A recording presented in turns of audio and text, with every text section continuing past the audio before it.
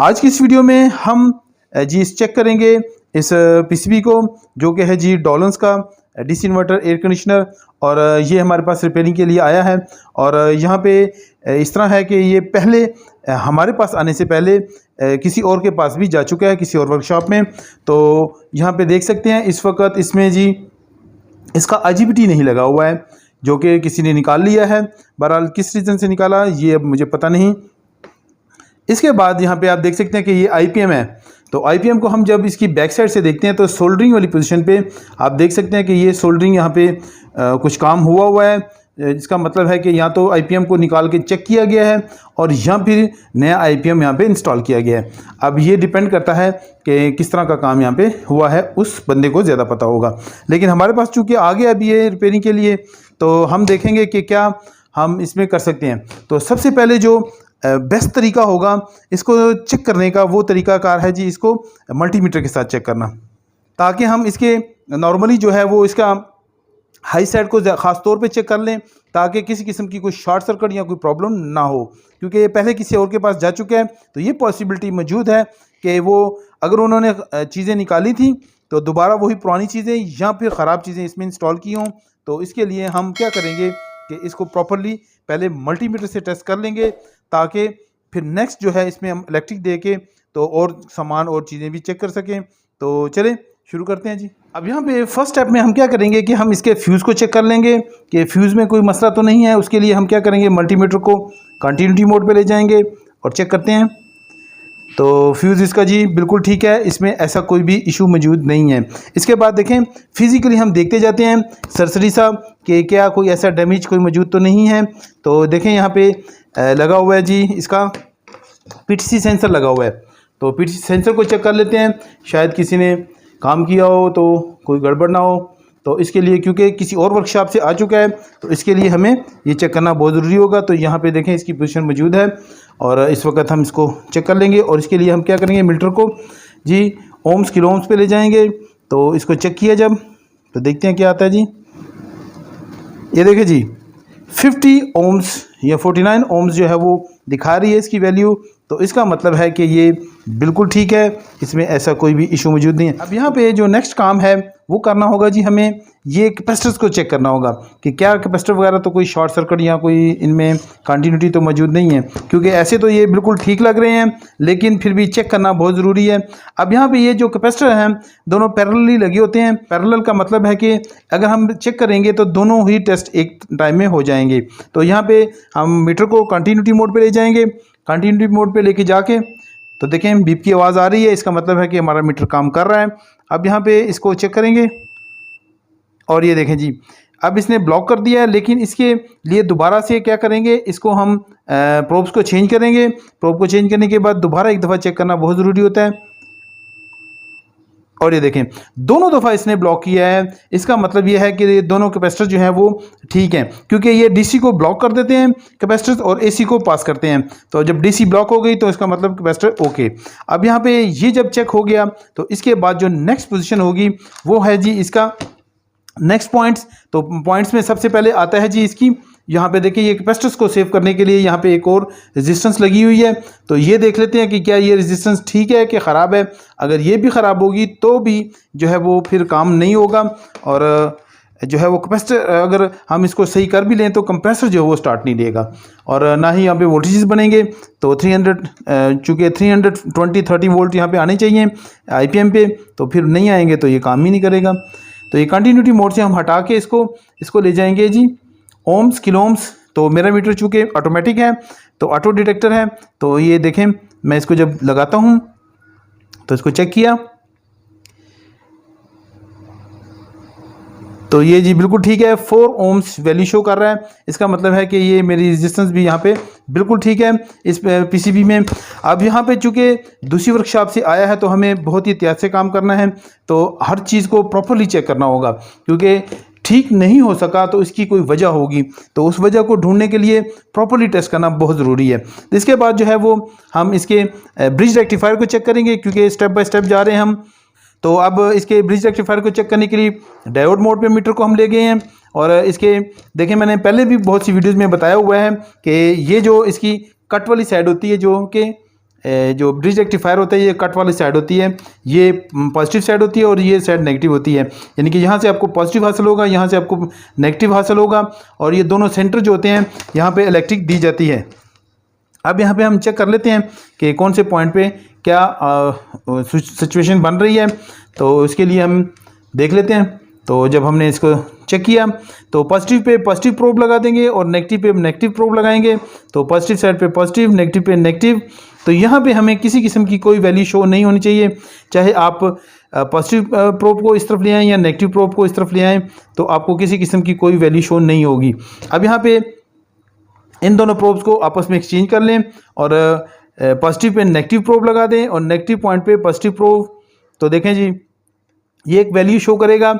अब यहाँ पे चाहे आप कोई भी एक प्रोब जो है उसको मूव कर लें तो आपको यहाँ पे वैल्यू आएगी। तो इसका मतलब है कि वोल्टेज ड्रॉप आ रहे हैं, तो ये मतलब है कि ये बिल्कुल ठीक है। यहाँ पे हमारा जो ब्रिज रेक्टिफायर है इसमें कोई भी ऐसा इशू मौजूद नहीं है। इसके बाद नेक्स्ट जो है वो है जी इसका IGBT तो यहाँ पे मौजूद नहीं है। तो नेक्स्ट इसका जी होगा इसकी डायोड। तो डायोड को भी प्रॉपर्ली चेक कर लेते हैं। तो ये भी डायोड मोड पे ही चेक होगी। तो देखें, जब हमने इसको लगाया, क्योंकि डायोड है तो एनोड के थोड़ पे हम लगा रहे हैं, तो अब इसका डायोड का तो इसको देखना पड़ेगा कौन सी तरफ है। अब यहाँ पे हमें पता चल जाएगा कौन सा एनोड है कौन सा कैथोड है। तो देखें, यहाँ पे कैथोड ये वाली साइड हो गई नेगेटिव और एनोड हमारा पॉजिटिव साइड हो गई। तो देख लें, यहाँ पे हमें पता चल गया और ये वैल्यू भी शो कर रहा है, ड्रॉप वैल्यू भी आ रही है। तो ये बिल्कुल ठीक है। तो इसका मतलब है कि IPM को चेक करने की भी ज़रूरत पड़ जाएगी। तो IPM को भी प्रॉपर्ली चेक कर लेते हैं। वैसे तो IPM को मैंने बड़ा ही प्रॉपर्ली चेक किया हुआ है बहुत सारी वीडियोस में, और इसके लिए प्रॉपर एक वीडियो भी बल्कि एक नहीं बल्कि 2 वीडियोस बनाई हुई हैं। तो वो भी अगर आपने देखनी है तो देख लें, उससे भी आपके नॉलेज में बहुत ज़्यादा इजाफा होने वाला है। और अगर तो आप रेगुलर देखने वाले हैं हमारे, तो फिर तो आपको सब कुछ ही पता होगा।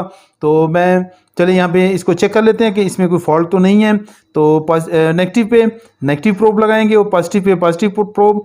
तो यहाँ पे हमें कुछ देखें वोल्टेज ड्रॉप शो करके तो ये बंद हो गया जी। तो इसका मतलब है कि IPM के चांसेस ठीक होने के चांसेस मौजूद हैं। और लेकिन हमें आगे जाना होगा, पहले देखना होगा एक एक पॉइंट को कि यहाँ पे कोई और वोल्टेज ड्रॉप तो नहीं आ रहा। तो इसका मतलब है कि ये ठीक है बिल्कुल। अब यहाँ पे प्रोब को जी एक्सचेंज कर लें एक दूसरे के साथ, और नेगेटिव पॉइंट पे पॉजिटिव प्रोब और पॉजिटिव पे नेगेटिव प्रोब। तो यहाँ पे हमें वोल्टेज ड्रॉप फिक्स दिखाता रहेगा, शो करता रहेगा। और देखें जी 5.523 वैल्यू शो कर रहा है, इससे ज़्यादा भी शो कर सकता है, डिपेंड करता है कौन सा IPM आपके पास है, तो वो भी डिपेंड करता है। अब नेक्स्ट जो है वो तमाम के तमाम एक जैसा फिक्स जो है वो आना चाहिए सबकी वो वैल्यू। तो देखें 0.453 वोल्टेज ड्रॉप, आगे नेक्स्ट का भी यही होना चाहिए और उससे अगले का भी यही होना चाहिए। तो इसका मतलब फिर होगा कि आपके IGBT तीनों जो हैं वो यहाँ पे ठीक हैं। यानी कि होते तो इसमें 6 हैं, लेकिन आपको 3 IGBT जो है वो आपको शो कर रहा होता है। तो ये बिल्कुल ठीक है, यहाँ पे ऐसा कोई भी इशू मौजूद नहीं है इसमें। नेक्स्ट जो है वो होगा जी इसका IGBT इंस्टॉल यहाँ पे, और इसके बाद हम इसको इलेक्ट्रिक दे के देखते हैं कि क्या वजह थी कि इसको जो है वो दूसरी वर्कशॉप वाले ठीक नहीं कर पाए जी। अब यहाँ पे आप देख सकते हैं कि मैंने नया IGBT जो है वो इंस्टॉल कर दिया है और इसमें लगा दिया हुआ है। देखें, अभी मैंने इसकी पिनें नहीं काटी, तो अभी इसको मैं काट देता हूँ और उसके बाद फिर चेक करते हैं कि क्या ये PCB जो है सही है या कि फिर कोई मसला कर रहा है जी। अब यहाँ पे ये PCB जो है वो टेस्टिंग के लिए रेडी है और विदाउट इंडोर यूनिट के हम इस वक्त टेस्ट कर रहे हैं, और इसके बाद हम इंडोर के साथ भी इसको चेक करेंगे। लेकिन फर्स्ट जो है वो हमें ऐसे ही पता चलना चाहिए कि यहाँ पे कुछ एरर आती है कि नहीं आती, क्योंकि इसकी ये जो 3 लाइट्स हैं, ये देखें LEDs होती हैं, तो ये यहाँ पे ब्लिंक करना शुरू कर देती हैं। अगर यहाँ पे ये स्टेबल होंगी तो इसका मतलब है कि ये बिल्कुल ठीक है, इसमें ऐसा कोई भी इशू मौजूद नहीं है।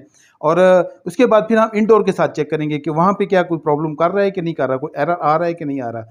लेकिन इस वक्त जो फर्स्ट स्टेप है उसमें हम चेक करेंगे कि विदाउट इंडोर ये क्या फंक्शन कर रहा है जी। तो इसके जी मैंने तमाम सेंसर्स लगा दिए, इसकी इलेक्ट्रिक लगा दी है और इसका रिएक्टर जो है इसके साथ इंस्टॉल कर दिया है। तो अभी हम इसको इलेक्ट्रिक दे देते हैं और ये देखें जी इसकी लाइट जली, आपने देखा होगा यहाँ पे इसकी लाइट्स जल के और बुझ गई हैं। और ये अगर कुछ देर के लिए नहीं जलती हैं बिल्कुल भी, तो इसका मतलब ये है कि ये बिल्कुल भी ठीक है। और फिर इसके बाद इंडोर के साथ जब ये कम्युनिकेशन करेगा उसके साथ हम इसको चेक करेंगे कि क्या ये काम सही कर रहा है कि नहीं कर रहा। अब यहाँ पे इस PCB को तकरीबन स्टार्ट किए हुए 4 से 5 मिनट हो चुके हैं तो अभी तक इस पे किसी किस्म का कोई एरर नहीं आया है। लेकिन यहाँ पे एक एरर आना चाहिए जो कि कम्युनिकेशन का एरर है, यानी कि इसकी LED 1 जो है उसको ब्लिंक करना चाहिए और LED 2 और 3 को स्टेबल रहना चाहिए, और अगर वो जल भी रही होंगी तो स्टेबल होना चाहिए। तो अभी देख लेते हैं कि यहाँ पे क्या पोजीशन आती है। तो काफ़ी देर होगी और ये देखें जी, इसकी लाइट्स जो हैं वो जल गई हैं और LED 1 जो है वो ब्लिंक कर रही है, जबकि LED 2 और 3 जो है वो स्टेबल है। तो इसका मतलब ये हुआ कि यहाँ पे कम्युनिकेशन का एरर जो है वो डिस्प्ले पे इसके लाइट ब्लिंकिंग की सूरत में आ चुका है। तो इसका मतलब है कि इसके साथ अभी इंडोर जो है वो इंस्टॉल करना होगा, ताकि हम चेक कर सकें कि क्या कम्युनिकेशन करने के बाद या इंडोर के साथ अटैच होने के बाद क्या कोई ये एरर दे रहा है कि नहीं दे रहा। अब यहाँ पे आप देख सकते हैं कि मैंने इंडोर के साथ जो है वो आउटडोर को इंस्टॉल कर दिया है, और यहाँ पे देखें इसके साथ एनालाइज़र भी लगाया है, और अब इसकी प्रॉब्लम जो है वो उसको समझते हैं कि क्या इसमें कोई प्रॉब्लम है या नहीं है। अगर नहीं है तो वेल एंड गुड, लेकिन ऐसा हो नहीं सकता है क्योंकि जो है वो दूसरी वर्कशॉप से आया है। तो अगर ठीक होता तो वो उसको ठीक करके तो कस्टमर को वापस कर देते। तो अभी हमने ये सब कुछ इंस्टॉल कर दिया हुआ है, तो इसकी इलेक्ट्रिक लगा देते हैं और फिर देखते हैं कि क्या मसला कोई आता है कि नहीं आता। और ये देखें, ये अब हमने इसका स्विच लगा दिया है। अब इसको ऑन करेंगे, लेकिन कैमरे को यहाँ पे प्रॉपरली लगाना होगा ताकि यहाँ पे कुछ अगर मसला आता है तो हमें नज़र आ सके। अब यहाँ पे मैं इसको इलेक्ट्रिक दे देता हूँ, ऑन करते हैं और देखते हैं कि क्या होता है। तो इसकी लाइट जल गई हैं और इसके स्विचिंग भी हो गई है। अब थोड़ी देर हमें वेट करना होगा। तो हमारा इंडोर बिल्कुल जी चल रहा है जी। तो अभी देखते हैं कि यहाँ पे क्या सिचुएशन जो है वो बनती है। अब यहाँ पे आप देख सकते हैं कि यूनिट देखें स्टार्ट हो गया है, और ये देखें जी इसके तमाम IGBTs जो हैं वो चल के और ये बंद हो गए जी।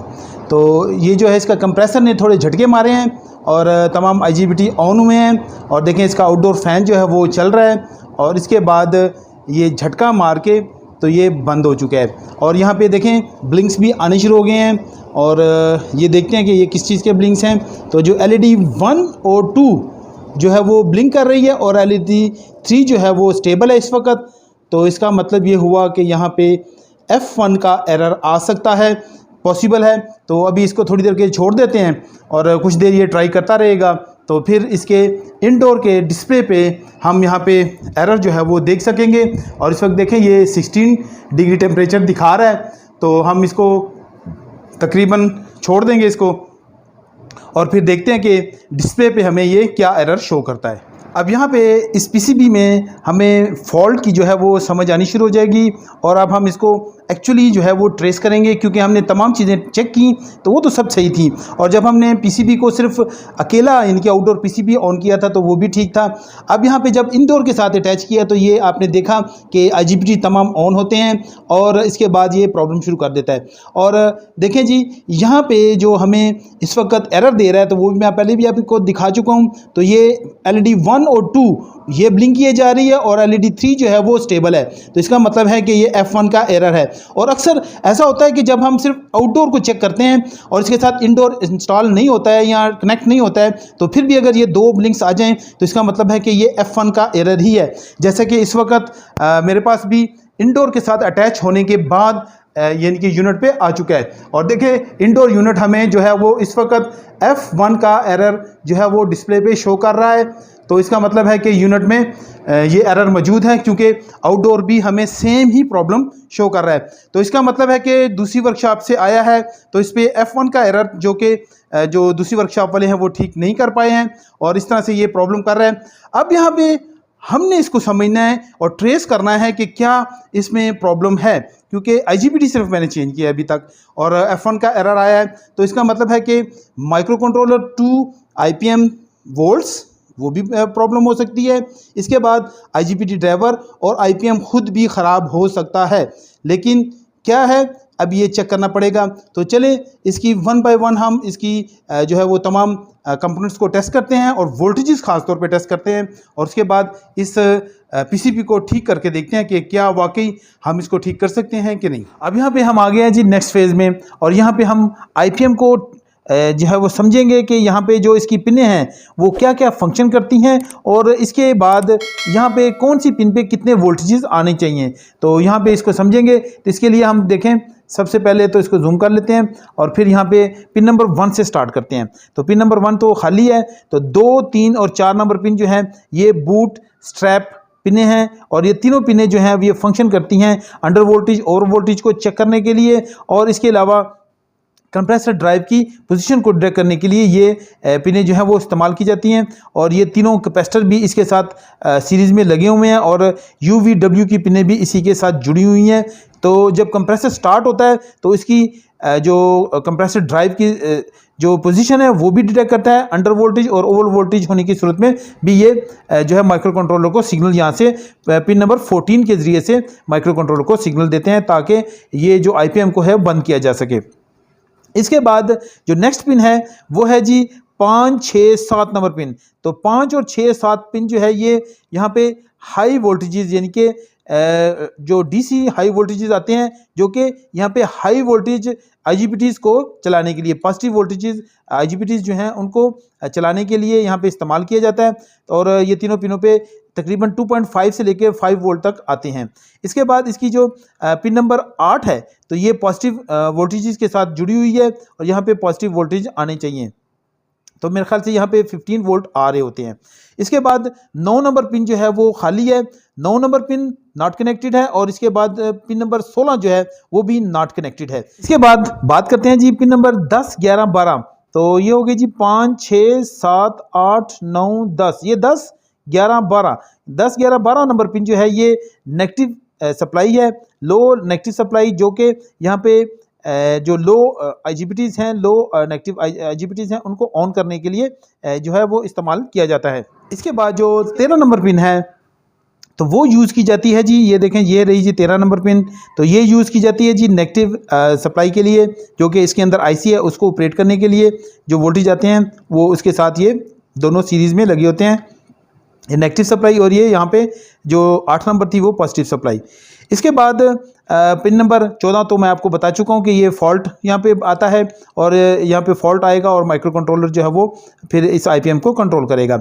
इसके बाद है जी 15 नंबर पिन। तो 15 नंबर पिन यहाँ पे लगी हुई है जी करंट डिटेक्शन के लिए। तो यहाँ पे ये देखें, यहाँ पे ये IC लगा हुआ है, मैं आपको थोड़ा सा जूम आउट करते हैं और यहाँ पे देखें ये IC लगा हुआ है। तो ये IC जो है वो करंट डिटेक्शन का काम करता है इसके साथ मिलके, IPM के साथ मिलके। तो ये एक ड्यूल ऑपरेशनल जो है एम्पलीफायर है जिसके ज़रिए से ये काम लिया जा रहा है कि यहाँ पे कितना जो एम्पेयर है वो IPM ले रहा होता है वो इस IC के थ्रू जो है वो डिटेक्ट किया जा रहा होता है। इसके बाद 16 नंबर मैं आपको बता चुका हूँ कि नॉट कनेक्टेड है।